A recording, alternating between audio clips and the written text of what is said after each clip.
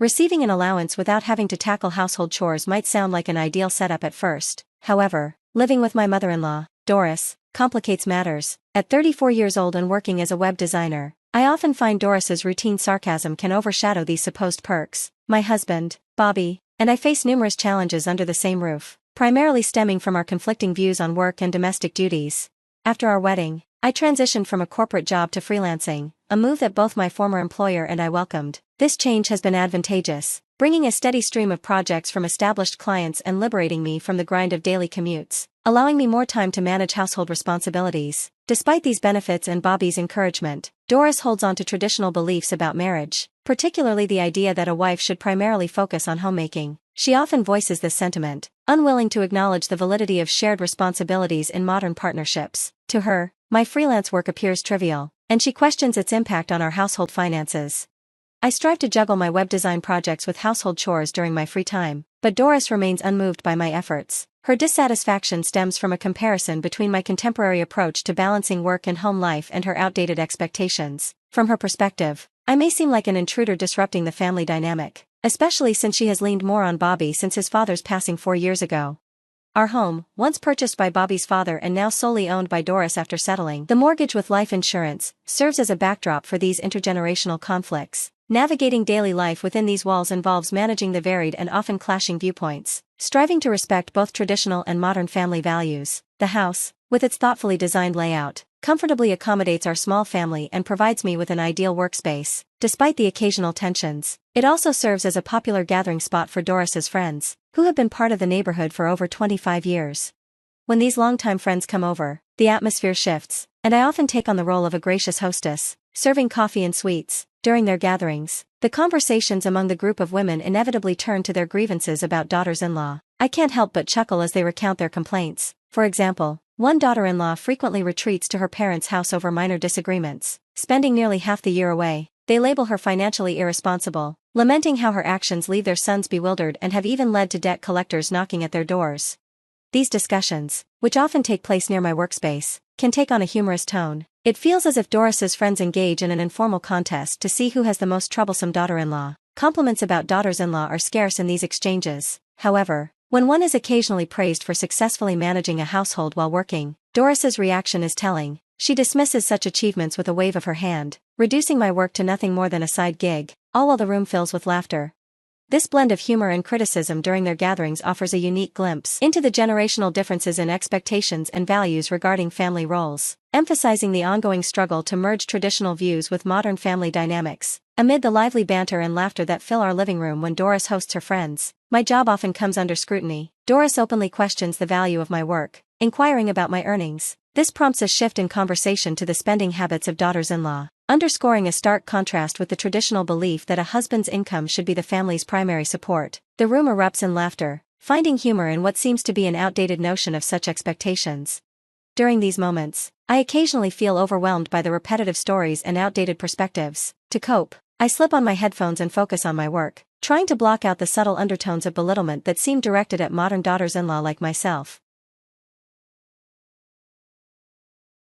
One evening at a family dinner, my husband Bobby suggested buying a new car. Almost immediately, his mother, Doris, questioned why he would need my input on such a decision. Bobby tried to explain that we make significant choices together as a family, but Doris was firm, insisting that since he had the driver's license, he should have the final say on the car. Caught between them, I chose to defer to him tactfully, recognizing the underlying tension, where Bobby constantly seeks input from both me and his mother before making major decisions.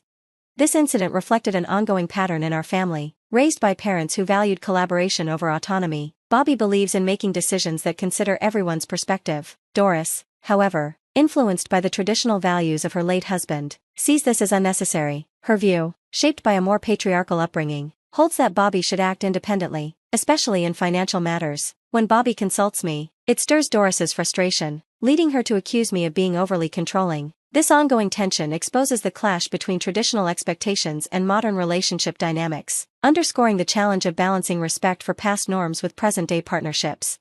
Over time, I noticed that Bobby rarely stood up for me when Doris made critical comments. He would apologize later, but each time, his assurances felt less sincere. The incident with the car deepened my concerns. I had hoped he'd recognize that seeking my opinion wasn't a flaw, but instead, He seemed to feel that his constant deference to both of us was a form of kindness rather than indecisiveness. I also wished Doris could be more direct with her opinions, rather than using moments like these to criticize my involvement.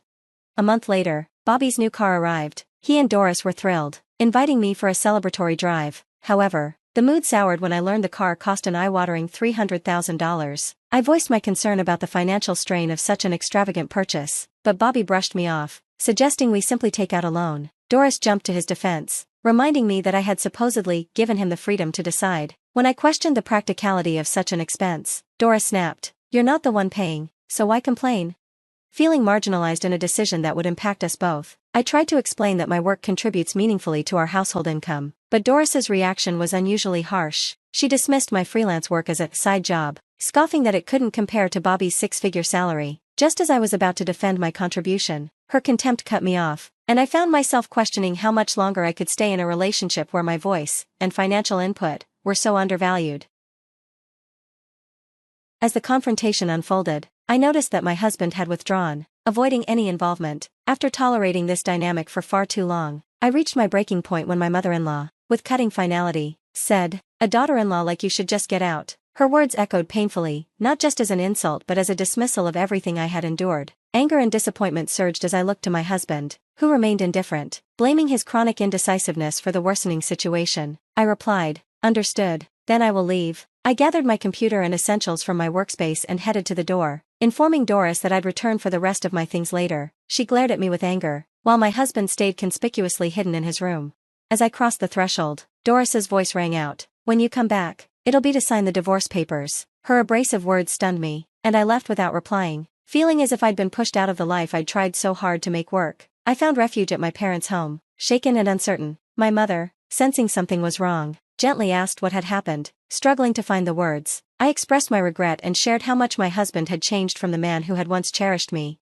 Talking with my parents brought some relief. With no children complicating the situation, my mother suggested I seriously consider moving forward with a divorce, especially given my financial independence. Over the weekend, supported by my father, I began taking steps toward a new beginning. I returned to collect my belongings from the house I'd shared with my husband and his mother. They both seemed to avoid a final confrontation, and when I stood outside my husband's room, I quietly asked, "Will you sign the divorce papers?" I slid the documents under the door and soon heard his detached response, "I've signed, we're done here." Retrieving the signed papers was a hollow victory, marking the end of our marriage. Without a word to Doris, I left, feeling the weight of 3 years that held only fleeting moments of happiness. I went straight to the city office to submit the paperwork, hoping that this formal closure would help me move on. The plan was to temporarily stay with my parents and work remotely while I rebuilt my life.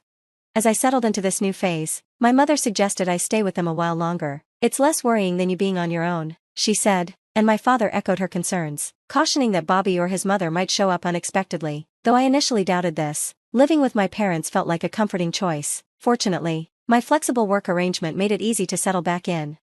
3 months passed, and as Bobby and Doris began to fade into distant memories, an unknown number started calling my phone. After several persistent calls, I finally answered, only to hear my ex-husband's anxious voice asking, "Why haven't you been answering?" Calmly, I replied that we had no reason to communicate further, and I was about to hang up when his next question stopped me. "Why isn't my smartphone working?"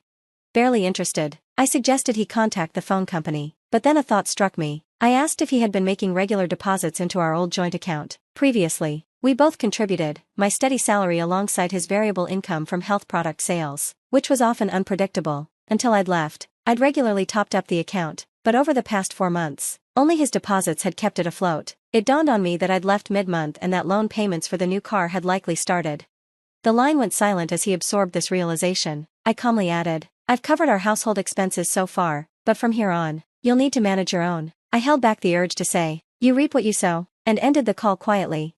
Reflecting on it, I realized that he had likely kept his actual earnings hidden from Doris. She seemed unaware that I had been the primary earner after our marriage, oblivious to how much I'd actually contributed. It occurred to me that he'd perhaps been too embarrassed to admit that his wife had kept the household running. Now, with the household income disrupted, his phone service seemed to be the first luxury to go, underscoring the financial strain left in my absence.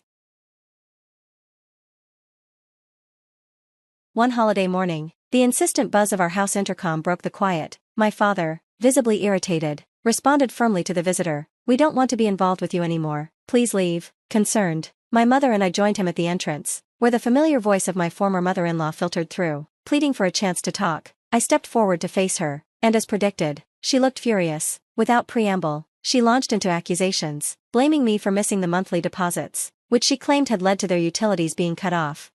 Stunned, we exchanged confused glances. Unsure of what she meant, my ex-husband tried to interject, saying, "Mom, stop it. Doris isn't responsible for us anymore," but she dismissed him, pressing on. "Bobby makes $7,500 a month. How could this happen?" Quietly, I corrected her. $7,500 was my income, not Bobby's. Her expression shifted to shock as she turned to Bobby, who hesitantly confirmed that his take-home pay was around $2,500. After a long pause, she turned back to me, astonished. I explained that my income came from a steady job, not an allowance. Then, to my surprise, she made a desperate suggestion. "Doris, what if you came back?" It was surreal to hear her propose that I return after pushing me to leave in the first place. Calmly, I declined, stating there was no going back. The conversation exposed the depth of the financial misconceptions and resentment that had strained our relationships. I firmly reminded her that we were divorced, and it was no longer my concern. Despite my refusal, she continued to insist we could fix everything if I reconciled with Bobby. At this, my father stepped forward, his patience worn thin. He demanded they leave immediately, warning that he would call the police if they didn't. They retreated hastily, almost stumbling on the way out, as he warned them never to return. In the aftermath, my mother and father were both visibly indignant. I felt a wave of relief, reassured that we had severed ties with such unreasonable people. In time, through a mutual acquaintance of my ex-husband's, I learned how things had unraveled for him. Forced to sell his parents' house and the land, he had moved with his mother to a modest apartment. Even the barely used car had been sold to pay off its loan. Though the debts were settled, he continued making reckless choices, ultimately losing his remaining money to gambling. Eventually, his whereabouts became unknown. His mother, meanwhile, was diagnosed with dementia and now resides in a nursing home. On a brighter note, my career has flourished, and I'm living independently. Recently, I began dating a colleague who is well aware of my past. He's hardworking and responsible, entirely self-reliant and doesn't indulge in unnecessary expenses, a refreshing change from my previous marriage. While marriage hasn't been a topic yet, I feel confident about our future, sensing a serious and genuine potential in our relationship.